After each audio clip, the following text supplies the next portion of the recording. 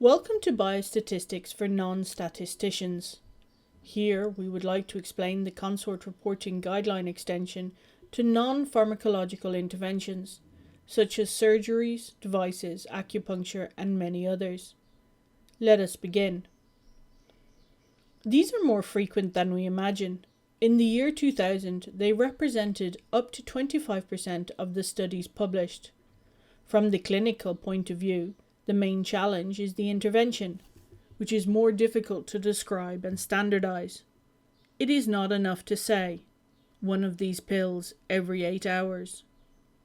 From a methodological point of view, the question concerns whether or not we can mask the different researchers, starting with the interventionist. And from a statistical point of view, we have two challenges. One, how to consider the possible variability of the effect which is associated with the different interventionists and centres. And two, we face the possible existence of a clustering effect within these new random variables such as the centre. Let's see what the CONSORT extension advises for non-pharmacological interventions. Item 5 requires further sub-items for specifying this complex intervention, as well as that interventionists and participants adhere to it.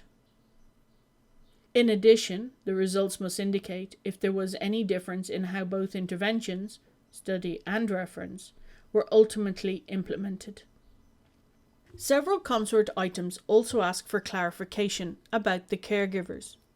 3A, how were they assigned to the groups? 4A, their selection criteria. 13A, those assigned to each treatment arm.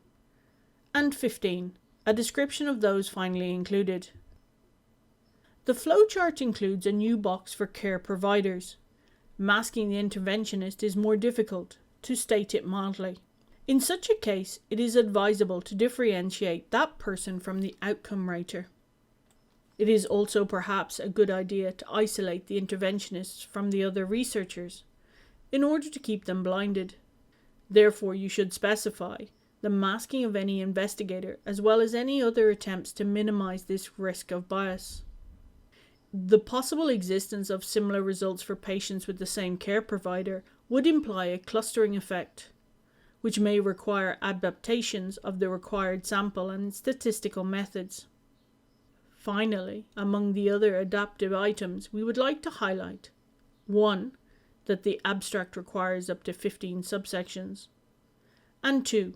The advisability of specifying the amount of time between randomization and administering the intervention, which may be different for each patient and facilitate the appearance of crossovers, loss to follow-up, and non-adherence. And that's all for today. Well, no. One final tip. Practice. As a team, check if an article that you're interested in follows the recommendations of the CONSORT extension to non-pharmacological interventions.